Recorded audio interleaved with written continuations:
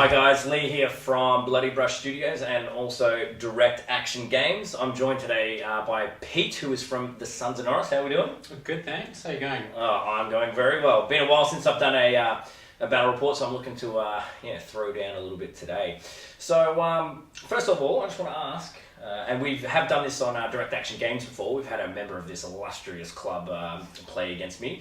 Who are the Sons of Norris? So we're a bunch of 30-something-year-olds, and we've all been in the hobby for like getting 20-odd years now. Old men. Old men now, yeah. We still get together occasionally to knock out the odd social game, and most of our games are just orientated around having a few beers, having a few laughs, and just enjoying rolling a few dice. Fantastic. And you guys also run a pretty amazing event called the Norris 1000. Do you want to tell us a little bit about the Norris 1000? Yeah, I think we're in our 5th year now. We started out at Giuseppecon, and now we're fully fledged Norris 1000. So it's a 1,000 point 40k tournament. This year we're at the Eureka Hotel.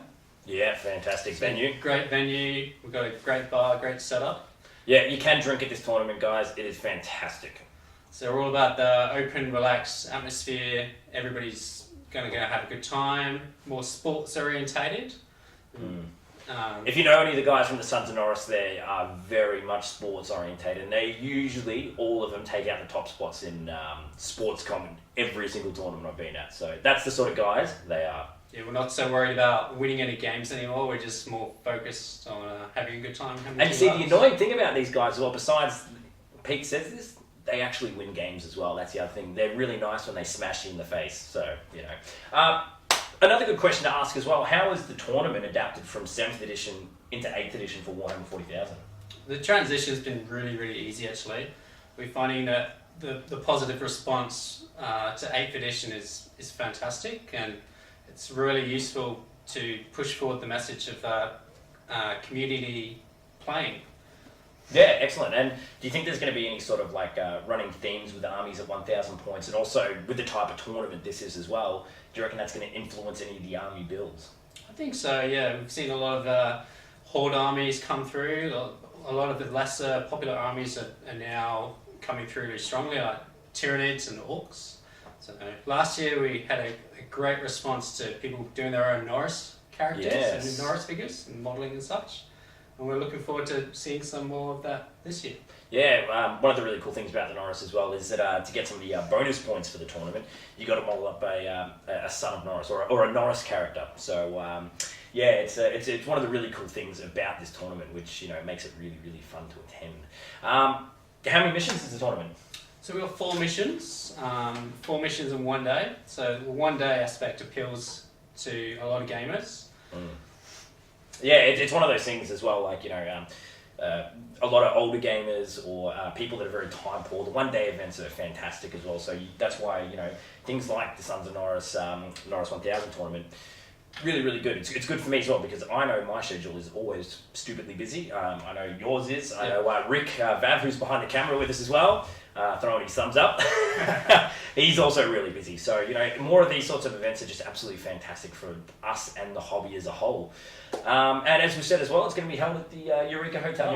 What made you guys decide to go to the Eureka Hotel? It's a great setup for us. We've got a really good deal. And of course, the atmosphere there is just amazing. Fantastic. And guys, like I said, you can drink there as well. So try and get someone to drop you off and pick you up at the end of the day. That's my tournament advice for this one. So anyway, how are you finding 8th edition as an actual game? I love it. Fantastic. I started out in 1996, I think. So it's just a nostalgic reflection of what 2nd Ed and a little bit of what 3rd Ed used to be. So really enjoying it. Excellent. And what sort of armies are you running in 8th? I've got my Craft World Eldar today. And with the new Death Guard Codex coming out, I can rejuvenate those guys. And excellent. New Space Marine Codex coming out, I can get my Raven Guard playing again.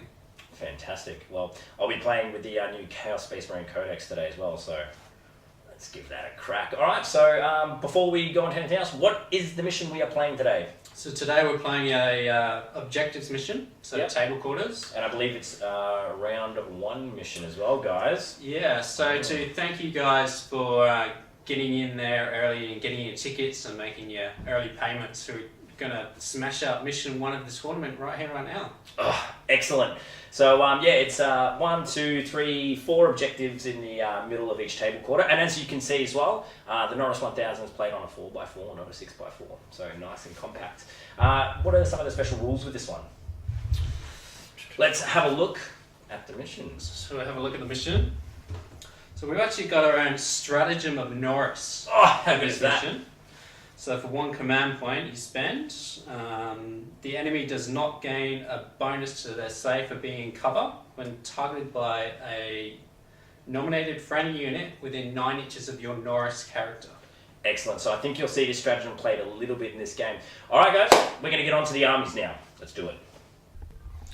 Alright, so this is the Red Corsairs 8th edition using the new Chaos Space Marine Codex and the Renegade Chapter or Renegade Legion rules. So basically what that allows us to do is we can move, advance, and then still charge, which is absolutely fantastic for this army. And it's going to combo with a few other things because 8th edition is all about comboing.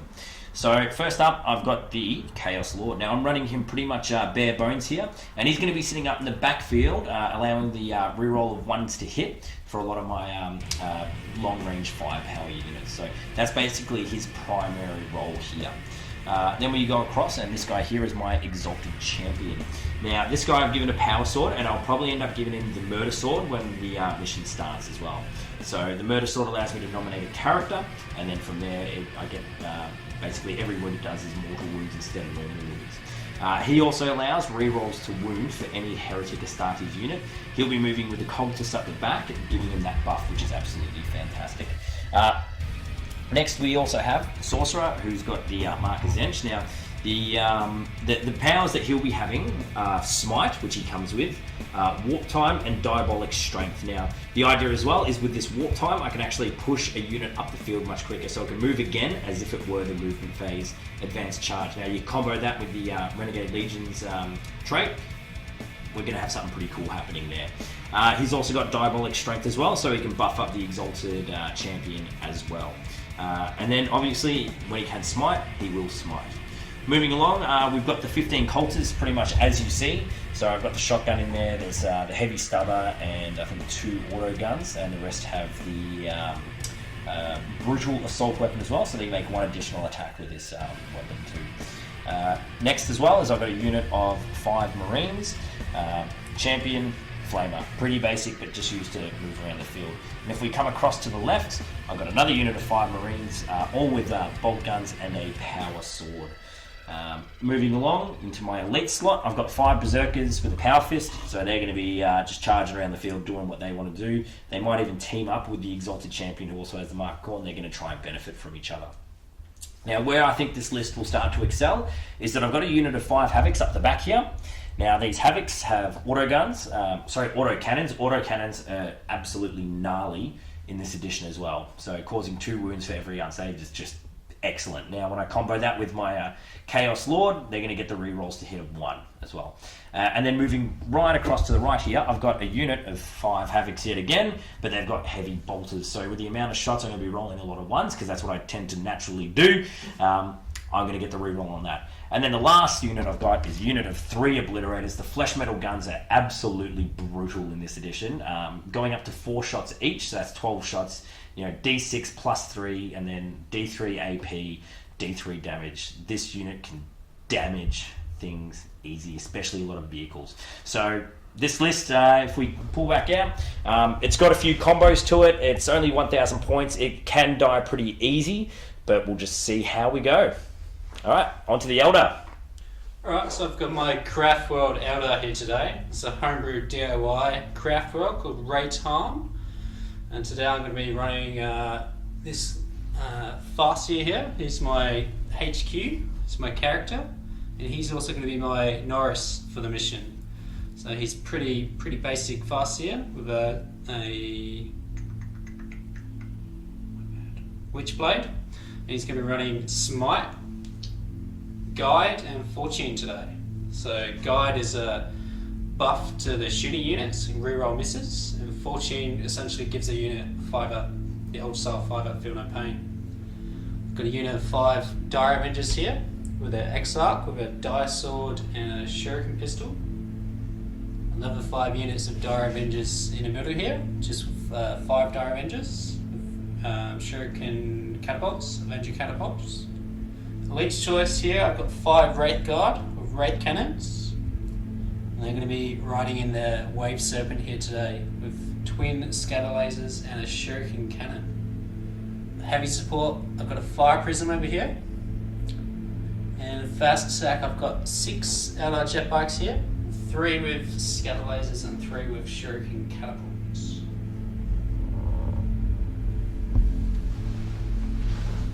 Okay, so we are now currently deployed. So we've got Pete who won the roll-off, so he's chosen that corner. I started deploying first, and Pete finished first, obviously, because he's got many less units than I. I'll put the cultists up the centre of the board, ready to spread across this way. They're backed up by the Exalted Champion and the Sorcerer, ready for those buffs. It's a 15 strong unit, so they'll take quite a few shots before they start to perish. I've got the Khorne Berserkers on my left flank, along with a squad of 5 Marines, so they're ready to try and take some of those objectives or support up the centre.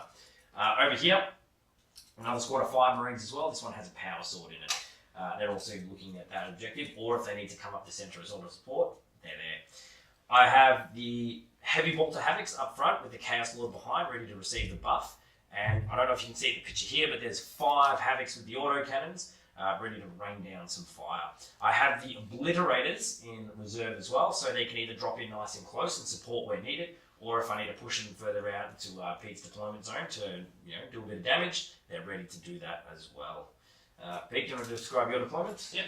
So I've got the Fire Prism and the Wave Serpent up on the end here, ready to lay down the long-range firepower. Hopefully to tackle the Havocs over here on the adjacent hill. I've got the Jet Bikes over here, ready to zip around and use the scatter lasers to target those Havocs as well. I've got the Wraith Guard and the Farseer and the Wave Serpent ready to hop out. Farseer is going to hop out pretty soon and start throwing out some psychic powers of buffbow shooting. And just the 2 units of Dire Avengers just in the centre here to combat the Obliterators when they inevitably drop in my table quarter. Yeah, and my Warlord as well, which will also be my Norris, is the Exalted Champion. So there's a few extra points there when we describe a little bit more of the mission in relation to what we've done here. And he has the, where is it? Unholy Fortitude Warlord trait. Add 1 to your wounds characteristic with your Warlord. In addition, roll a dice each time your Warlord loses a wound. On a roll of a 6, your Warlord shrugs off the damage and does not lose the wound. So he should be tough as nails leading those guys in. Alright, so in regards to the mission, we've got the 1, 2, 3, 4 points. And I'll just let Pete describe a little bit in the tournament scoring as well, how this works, and it'll give you a little bit of context and reason as to why we do what we do, as if we were actually playing in the tournament. Alright, so of the mission, of course, each objective is worth 1 victory point, apart from the one in your opponent's deployment zone, which is actually worth 2. Now, I've got another special rule. Any friendly unit within 3 inches of the opponent's deployment objective gets to reroll their morale check. So in the tournament, we're going to have 10 points for a win. I think it's 5 points for a draw and 2 points for a loss. Excellent. And what are some of the bonus points we have up for grabs? So bonus points, secondary objectives. We've got Slay the Warlord, Slay the Norris, killing your opponent's most expensive non-HQ unit. And we've got Linebreaker and First Turn Blood, which is achievable by both players. Fantastic, yeah. So destroy a unit in the first turn, you get a bonus point for that as excellent. Well. And I think my most expensive non-HQ is my Obliterators. So yeah, I think they might cop a little bit of firepower when they drop down. All right, so what we'll do now is get ready to do the roll-off, and then we begin the game.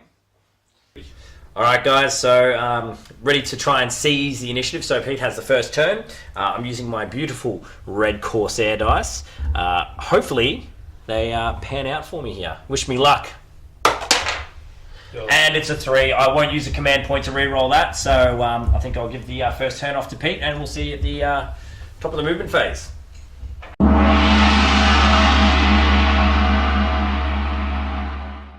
Alright, so jumped down my Farseer over here. He's going to get some guide off on somewhere over here. Wave Serpent zipped over here with the Jet Blacks, ready to lay some firepower down on these Havocs over in the corner. The Dire Avengers are just staying put for the moment, just waiting for the red tide to come across the board. It's coming. So Farseer is going to cast Guide on the Wave Serpent over here, try to take advantage of the firepower against these autocannon Havocs. So it goes off on a 7. So I get it on a 9, so that goes off. Ouch. And I'm also going to cast Fortune. So Fortune on the Wave Serpent as well. So Fortune gives essentially a 5-up Feel No Pain. So it goes off on a 7 as well. So it goes off on an 11. Both powers go off. Clap, you jerk. Alright. So moving into the shooting phase. So we moved the Wave Serpent and the Jetbikes across, and we unleashed some fire into these Havocs down here. We managed to take out 2 of them, and also got a lucky hit on these Chaos Space Marines down here, taking out one of those guys. Excellent. Do we use a command point, did we? Yeah, I used a command point for the Fire Prism, so get a few extra shots there. And I managed to take out, I think it was one of the Havocs in the terrain. Yeah, hard to displace those Havocs in terrain, but yeah, you did it well. So just to recap, my Farseer jumped out there, got off Guide on the Wave Serpent and Fortune on the Wave Serpent as well. Moved these 2 units across here, unleashed some firepower into these Havocs and took out 2. I also managed to take out one of the Chaos Marines down here. And my Fire Prison managed to take out just a single Havoc over here as well. not a bad turn, but yeah, we'll see how the Chaos Space Marines fare up next.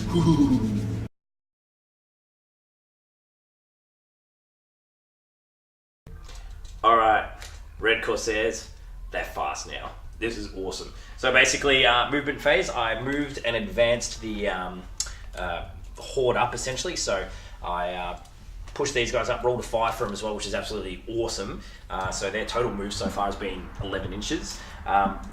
Rolled a 1 for the advanced roll for the Exalted Champ, so I used up a command point. So I've only got 4 left now. To move him forward another 3 inches, so I rolled a 1, changed it to a 3. I moved this guy up as well, behind them as well, advanced him, he rolled up a 3, so he needs to stay within 3 inches to get that warp time off, which is a really important power for me this turn. As well, I moved up the Berserkers, they moved 10 inches, so they're also coming up in a nice big horde-like fashion up the centre here. I think Pete's going to be feeling the pain a little bit from this in a minute, when you see what I do. I've moved up the 5 Marines heading towards this objective here, so this is going to force Pete to start to think about these guys. I've left the Havocs, who easily passed their morale check in the last phase, or battle shock. Everything else has stayed here as well. I've got the 4 Marines that have moved up, and I've also dropped in the Obliterators as well. So Pete had a really good positioning here as well. I couldn't get anywhere within 9 inches within the centre to really start to affect some units. So yeah, it really forced me to come out into my left flank and try and do some damage. So go into the psychic phase next. Let's see if I can pull off a few little tricks. Warp time. Let's see if we get this off. So warp time has a warp charge value of 6. If manifested, pick a Heretic Astartes unit within 3 inches of the Psyker. That unit can immediately move as if it were the movement phase. You cannot use warp time on a unit more than once per psychic phase. So the cultists do have the Heretic Astartes keyword in there, so let's see how we do it. Big 6. 9.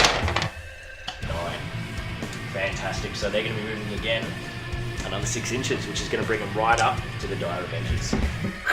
So, relatively successful psychic phase for the Red Corsairs this turn. So I managed to move my cultists up another 6 inches, getting ready for a charge. So being able to move, advance, move again, charge, it's pretty bloody sweet. So big, strong 15-man unit of cultists is going to make some mincemeat of those poor Dire Avengers, as long as I make the charge. That's the other thing I have to be really clear about. The Sorcerer then cast Smite next, so even though this Dire Avenger unit was the closest, at ground level you can't see them, so they had to hit this unit here. So with his artifact, so I used Gifted Chaos as well at the start of the game.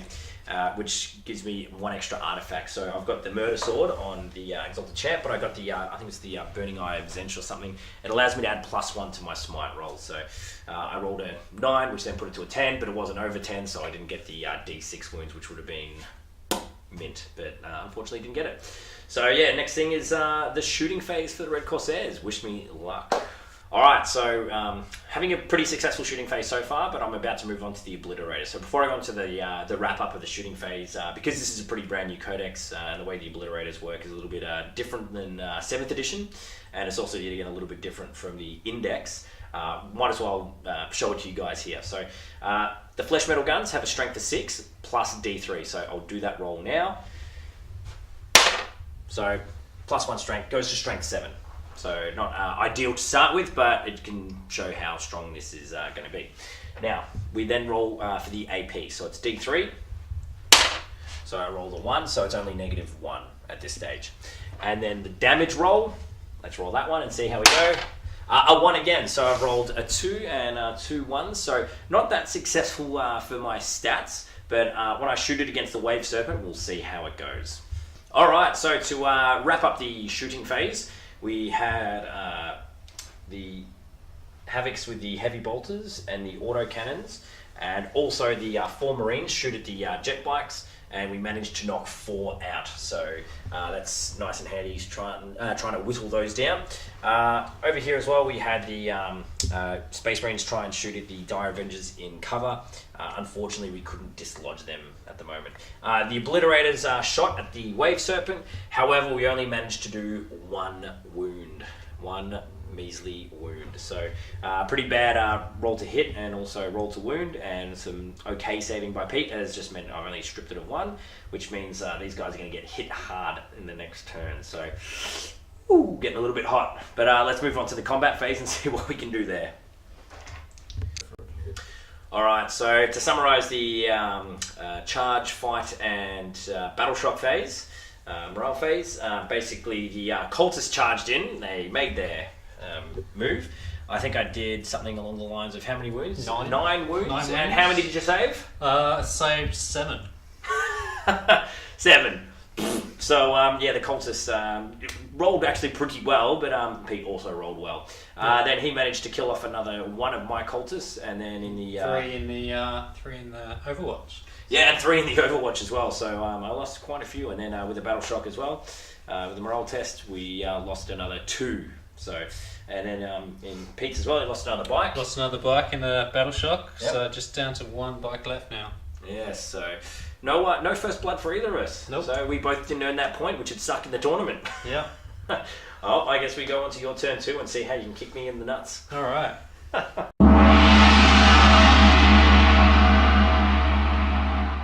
All right. So I've got my Breath Guard out of the Wave Serpent here. I'm going to try and tackle these Obliterators who have popped out. Wave Serpent's moved slightly across to get just a little bit further away from these Khorne Berserkers over here. And I've moved the Dire Avengers just towards this combat over here to come and try and help out their buddies and charge in there in the fight phase. So I managed to get Guide off again on the Wave Serpent. So I'm going to use those handy rerolls to try and take out some more of these Havocs. I managed to get a Smite off, which I cast on the cultists down in the fighting the Dire Avengers down there. I managed to take out 2 of those guys. Alright, so fairly successful shooting. I managed to take out another cultist down there with the Dire Avengers, just firing his pistol off. I hopped out the Wraith Guard here to target the Obliterators and took out just 1 of those guys. And the Wave Serpent and the Jet Bike managed to take out 2 more of the Chaos Marines just down here.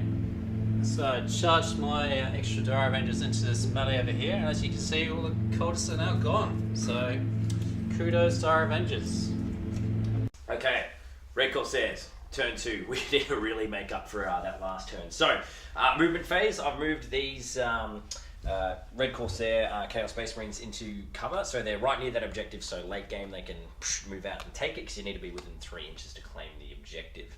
I've moved up the Sorcerer, the Exalted Champion, and the Khorne Berserkers. Now, the Khorne Berserkers rolled a massive 6. The Sorcerer rolled a massive 2-inch move. And the Exalted Champion rolled a massive 1, however I used a command point to re-roll that advance. He got a 3, so he's nice and close, but he can get buffed by that sexy good one now as well. I moved the Chaos Space Marines up this way as well. Rolled a 6 for their advance too, so I'm really looking at hammering that poor jet bike in combat. Not that they'll do much, but it's just something to put a bit of pressure on Pete later. So next phase is really important. Psychic phase summary. Let's forget about it. Failed everything. Had my wartime and failed my diabolic strength, rolling a 5 and a 3 respectively, even using the command points with 2 command points left now. Yeah, just unfortunately did not work out for me in this psychic phase. Let's hope we can try and improve it in the shooting and the combat phase later on. Let's do it.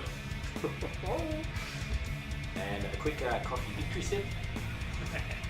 Managed to kill 2 Red Guard. Go team.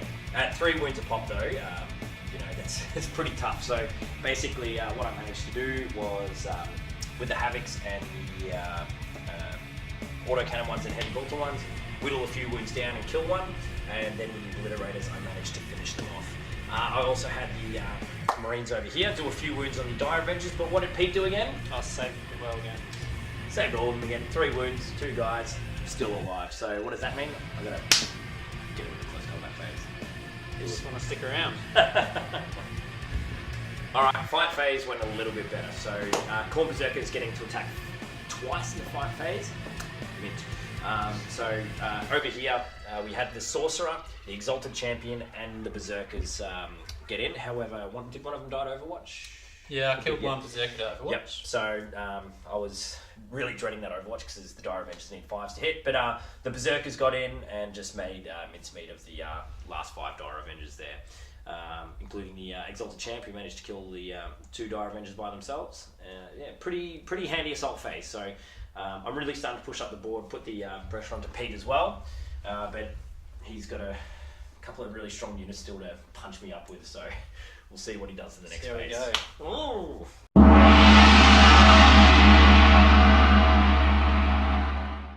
Alright, so I've pretty much kept most of the Eldar as they are to take advantage of the full ballistic skill.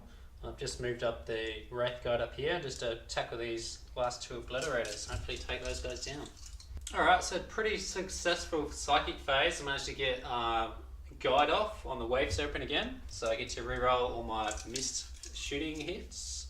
And I managed to have a successful smite roll on the Khorne Berserkers. I needed to use up a command point, but I managed to take all 3 down.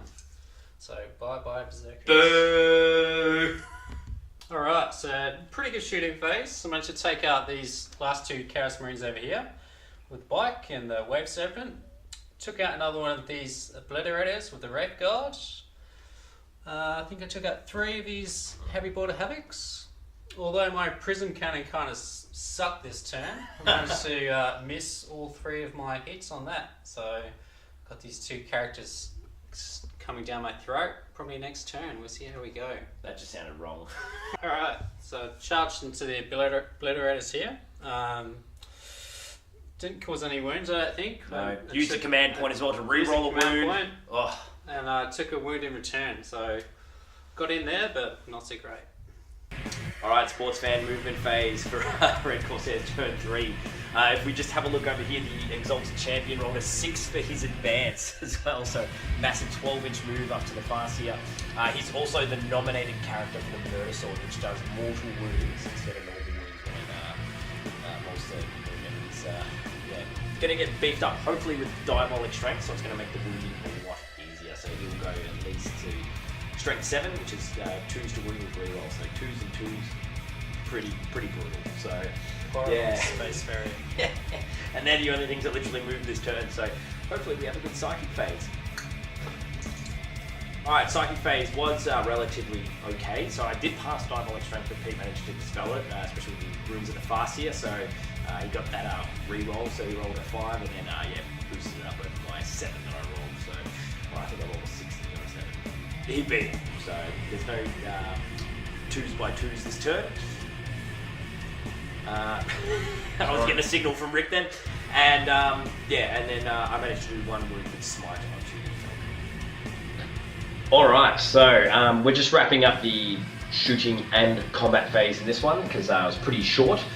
So basically we managed to kill the last remaining jet bike. Then we charged into combat as well. No Overwatch wounds were made, luckily, especially with the Fire Prism into the Sorcerer. And then from there, I managed to do 2 wounds with the Exalted Champion onto the Farseer. Did a wound, but it was saved on the Fire Prism, and basically it was a bit of a nothing combat here. So we're going to move now on to Pete's next turn, and yeah, they're starting to wrap up pretty quick now. So turn 4 now. Yep. Yep.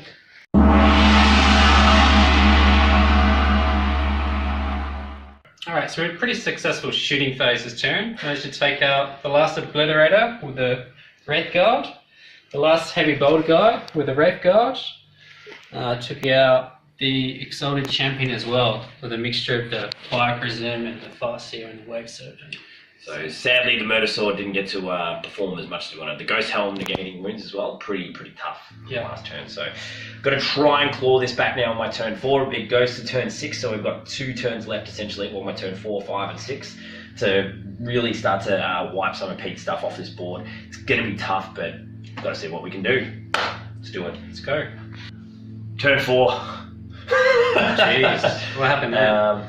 So the shooting phase was all right. We managed to whittle down one more of the Wraith Guard, which is really handy.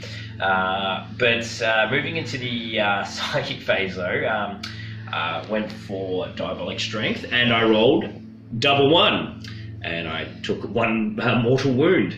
Then I decided to go for Smite onto the Farseer, and I rolled a double 1.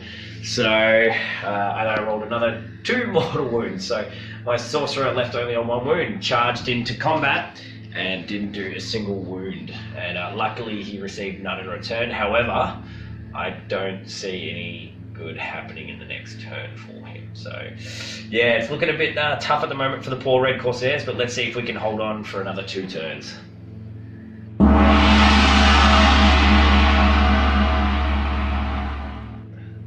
Alright, pretty successful turn that just then. Took out the last wound on the Sorcerer, so he's gone. So smited him. So cleared out my table quarter there of all of Leigh's unit. So pretty happy there.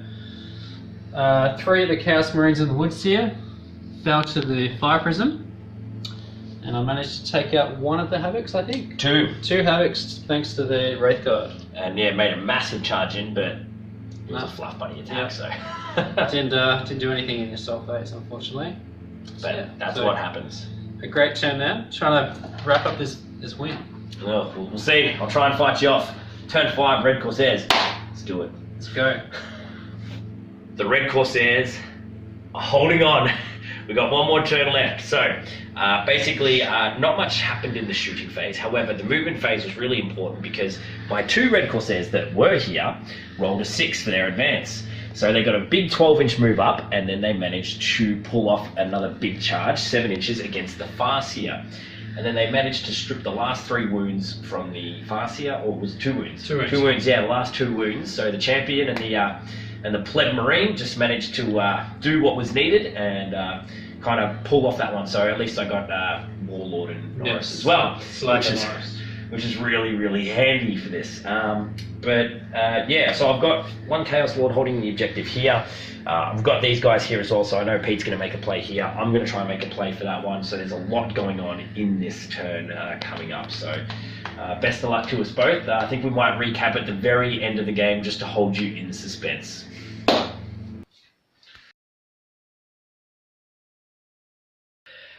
Pete, what a game. So to recap, we just played round 6 then, and it literally came down to 1 incredible roll. So basically we had the 2 Chaos Marines left. As you can see, they're both gone at this stage, but there was 1 Marine left, 4,